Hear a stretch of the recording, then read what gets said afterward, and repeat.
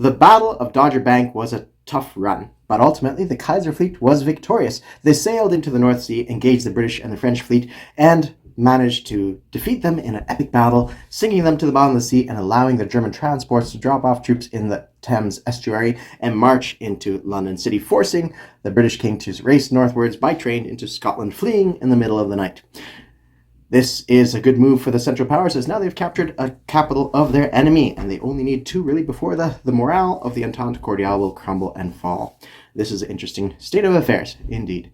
Now, the Central Powers are not good on all fronts. In the Western Front, the French powers are quite strong, building massive amounts of armored divisions, ready to march into the battlefield on the Western Front and engage our forces there. Things are quite grim, let's say, for the Central Powers on this front, as the bastion of strength, the Belgium and Venice, are easily toppled, leaving the center of the Western Front open to skirmishing back and forth. Now, in the Eastern Front, we see a different story unfolding, where the Entente and the Russian Tsar is about to crumble in defeat. The capital itself, the Moscow territory, can be engaged by German forces from coming all sides to engage them and hopefully capturing that throne from the hands of the Russians as well as the British Kitchener Army, and defeating Russia once and for all, leaving us with two capital cities at that stage. Then, of course, we have the Americans coming up front, transferring troops across the Atlantic, shoring up the defenses in the British Islands. That will be quite the interesting affair over there as well. And then, as the Austrians, they are defending on their Venetian territory here, holding back the Italian forces from engaging in some of the more high-value territory that the Austro-Hungarian Empire controls in that zone. In the Ottoman Far East, we have a different situation where the absence of British administration in India leaves things at a bit of a quandary, where they can't deploy as many troops into that area, meaning that the Ottoman forces race towards India in hopes of capturing that territory from the British, or at least contesting that territory from the British. That is the situation on that front.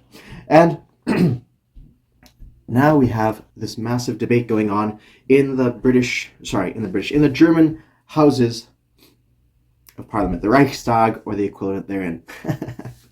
The German War Academy, the members of the War Council, are discussing furiously into the night, just trying to decide what is the best course of action for this war.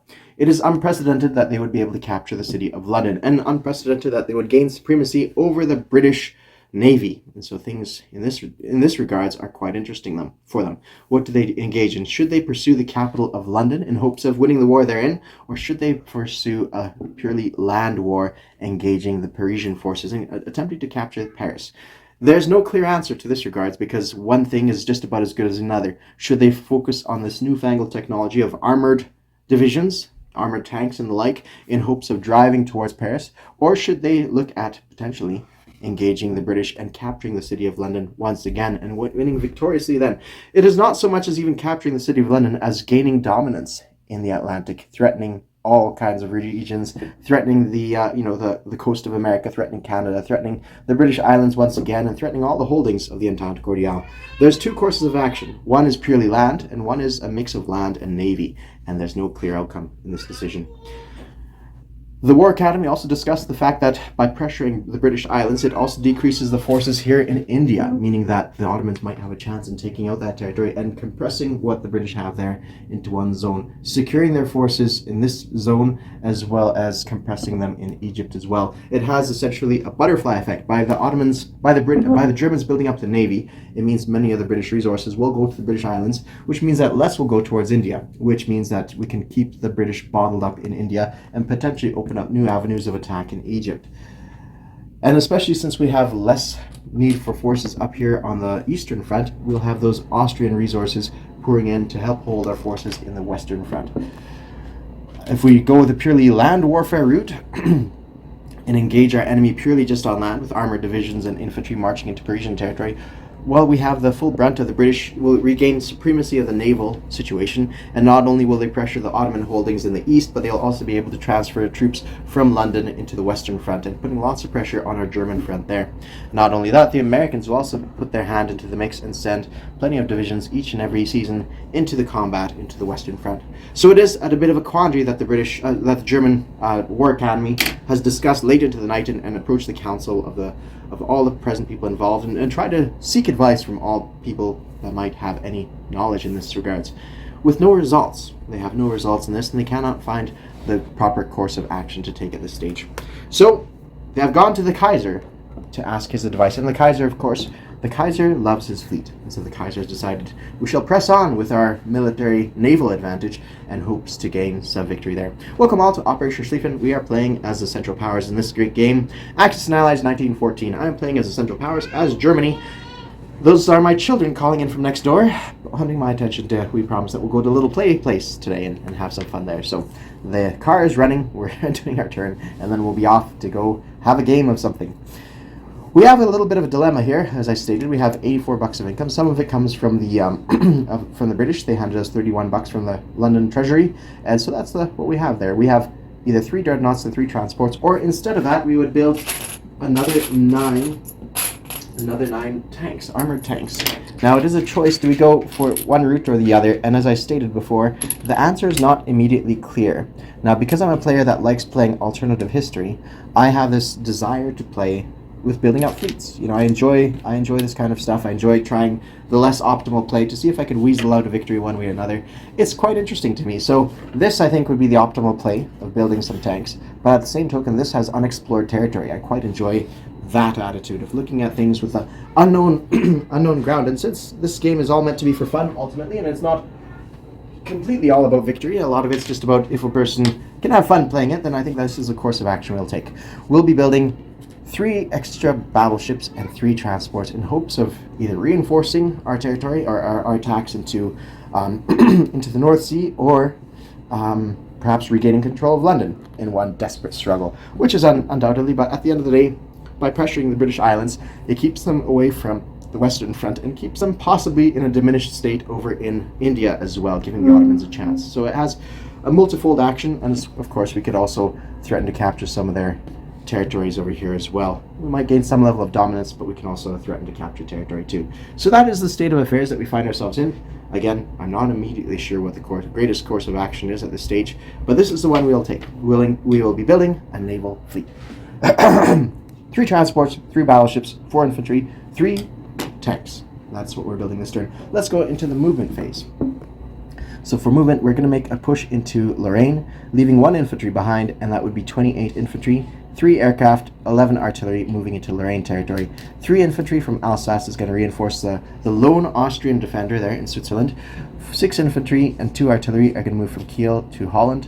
From Berlin, we are sending in 1 fighter to Holland and 6 infantry to Kiel. And from Prussia, we're sending in 4 infantry to Berlin. 4 infantry to Berlin. Now, I might make a quick adjustment here now that we haven't gotten too far there. I hope that's okay. No dice have been rolled. Instead of building 2 infantry here, I'm going to build another transport. This leaves us with a fantastic position to do some serious threatening gestures towards our enemy. It seems I'm all out of pieces too. Let me just dip down here. Where did I put those extra pieces? Alright, for right now I'm going to steal one off of here. And later on I'll have to remember to put it back on the table. So there we have it. We have a few extra units on the board in anticipation for an attack. That's 8 units that could be thrown into the mix. Is it enough? Well, we'll have to wait and see, but we'll attempt to do something along those lines. 4 transports, 3 battleships, 3 armor, and 2 infantry. Now, I've already moved those guys from Prussia in that direction. Let's take a look at the Far East and see what the situation is on this side. We're going to send our attack into Moscow. 5 artillery, 1 infantry, 1 fighter, 4 artillery, and 2 infantry. So it's plenty of units. These 3 infantry from Poland are going to move up to Livonia. And that's about that. So we'll go on to the battle stages and see what the battles roll out. So we only have 2 battles. They're fairly minor battles. Well, minor. Moscow is a kind of an important one. Let's roll for that as well. One of the ideas too, guys, is I don't necessarily want to do the optimal play because I like experimenting quite a bit. And so it's always fun for me. Okay, here is my fighter. Needs to succeed at 2, misses at 4. 3 infantry at 3 or less with 1 hit. That's below average so far. And here we have 1, 2, 3, 4, 5, 6 expected hits. Let's see what we have. So I think we're going to roll quite a bit below average, but it's not horrible. 1, 2, 3, 4, 5. So a total of 6 damage against the enemy. And yeah, 6 damage against the enemy. And the enemy should have 4 hits against me. And they've gotten 3. So they've undershot by a little bit. That was a different number there. 3 hits against my 6. So they've undershot by 1. I've undershot by 1 or 2. And there we have it. So let's take off the units off the board. It's up to my opponent what he wants to take. If he wants to take off the British, or if he wants to take off, sorry, that's more than that. 3, 4, 5, 3, 4, 5, and 6. Or if he wants to take off the Russians, it's entirely up to him, but he'll have 2 units left over. And now in regards to attack, I take off 3 hits, so I'm going to take off these 2 and 1 artillery piece. There we have it. Of course. Okay, we'll just leave it like that. That's good enough for now. Good enough for our purposes anyways. All right, moving on to our French combat. Here we have it. So with the French combat, we will roll the defensive 1 infantry, succeeding at a 1. So that is good for them. And I have 11 in artillery, so let's just roll for 1, 2, 3. There's, 2 hits already. 4, 5, 6. Yeah, plenty of hits, right? So we'll take off 1 French infantry here.